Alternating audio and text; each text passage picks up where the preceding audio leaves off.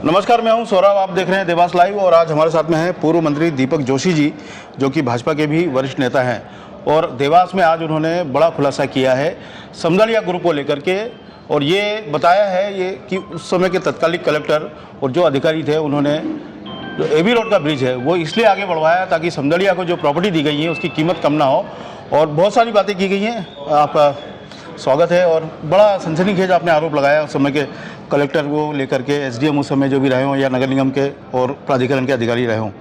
क्या कहना चाहेंगे भैया इसमें? मैं लगभग 40 साल से देवास का निवासी हूँ जी। और जो ब्रिज की स्वीकृति थी प्रारंभिक, वो भोपाल चौराहे से इंदिरा प्रतिमा मतलब सिविल लाइन चौराहे कह सकते हैं हम, उसकी स्वीकृति थी। वहाँ पर वो ब्रिज बनना था और अगर वो ब्रिज वहाँ बनता तो माता टेकरी पे आने वाले असंख्य भक्तों के साथ साथ जो हमारा एबी रोड का ट्रैफिक खुलता है, चाहे ग्वालियर से, दिल्ली तरफ से या बॉम्बे तरफ से, वो ऊपर से निकल जाता और देवास की जनता और दर्शनार्थियों को नीचे से जगह मिलती है। आने वाले कल में हमारे यहाँ पे सीएसटी भी होने वाला, भव्य आयोजन होगा, उसके भी दर्शनार्थियों को आने में कोई दिक्कत नहीं होती। लेकिन बाद में पता चला कि ये यहाँ पर नहीं बनाकर उसको रामनगर से बावड़िया कला तक बना दिया। जी। क्यों बनाया, किसने बनाया, कैसे बनाया, मैं इस विषय पर नहीं जाना चाहता। लगातार वहाँ पर दुर्घटनाएं हुई, लोग असमय काल के ग्रास बने।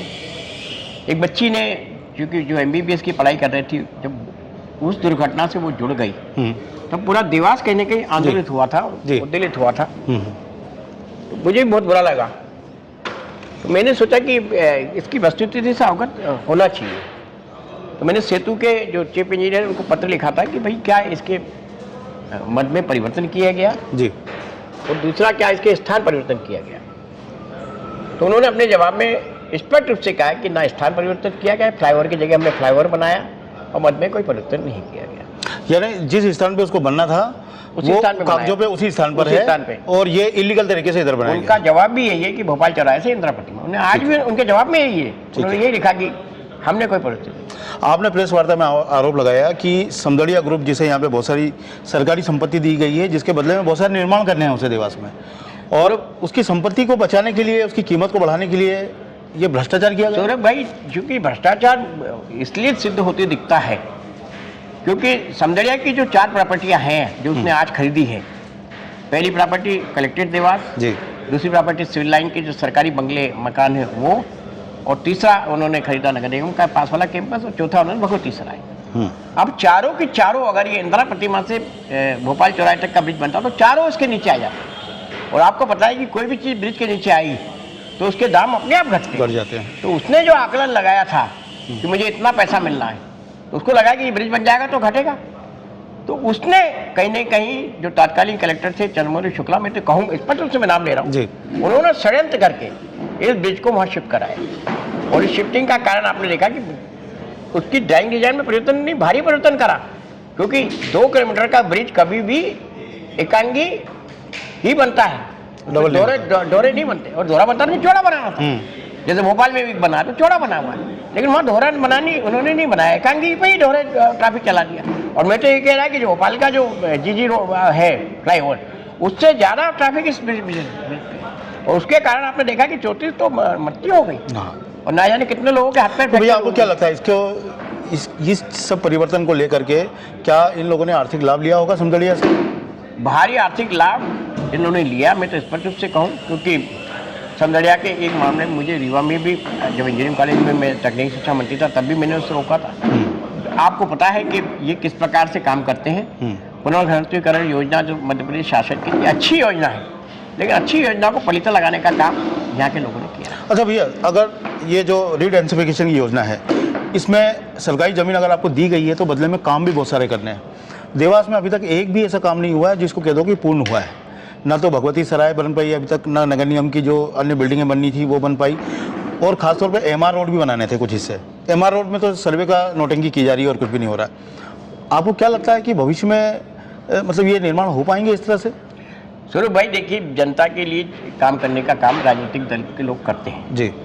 जनप्रतिनिधि तो अपनी जगह होते ही हैं, लेकिन एक कार्यकर्ता के रूप में, क्योंकि मैं देवास का निवासी भी हूँ, मुझे लगता है कि समदड़िया ने देवास के साथ बहुत बड़ा अन्याय किया।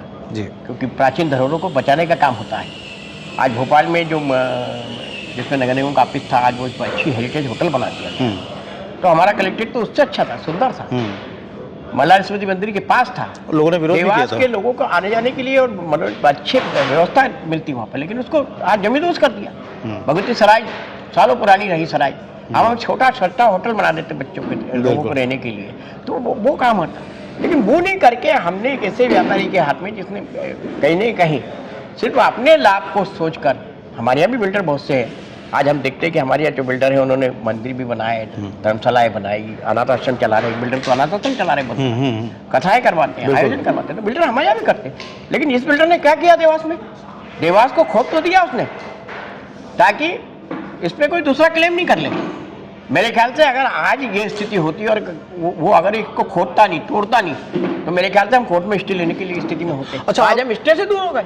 अच्छा, आपने दूसरी बात और कही अपनी प्रेस वार्ता में कि और भी संपत्तियों में नजर है, कौन कौन सी संपत्तियां? मुझे जो पता चला कि आबकारी विभाग का ऑफिस प्राइम लोकेशन पे है। अच्छा। शिक्षा विभाग का ऑफिस प्राइम लोकेशन पे है। एक एमपीवी की संपत्ति कहीं ना कहीं है। बीमा हॉस्पिटल जो है वो कहीं ना कहीं आ रहा है, तो उसकी नज़र तो कहीं ना कहीं है इन सब संपत्तियों पे। लेकिन चूंकि अब आवाज़ उठी है तो आवाज़ से कहीं ना कहीं रोक लगेगी। सौरभ जी, अच्छा भैया, कहीं ना कहीं आप देखिए, समदड़िया अगर इतना पावरफुल है कि वो सारी सरकारी ज़मीन हटोपता जा रहा है, कई शहरों में ली है, तो कहीं ना कहीं सरकार के तत्व भी उसके साथ जुड़े होंगे, तो उस पर भी कुछ आप मुद्दा उठाएंगे? देखिए, मेरा कहना कि सरकारी तत्व जुड़ते हैं तो ठीक नहीं।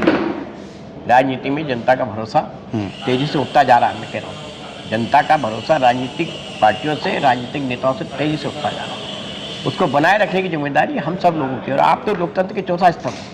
आप हमारी बात को पहुंचाने की व्यवस्था करते हो, तो कैसे एक अच्छी व्यवस्था बनाकर, क्योंकि आज विश्व का सबसे बड़ा लोकतंत्र है हमारा, शांतिपूर्वक व्यवस्था में हम लोग जीते हैं, कैसे हम अपने देवास के लिए लड़ाई कर सकते हैं?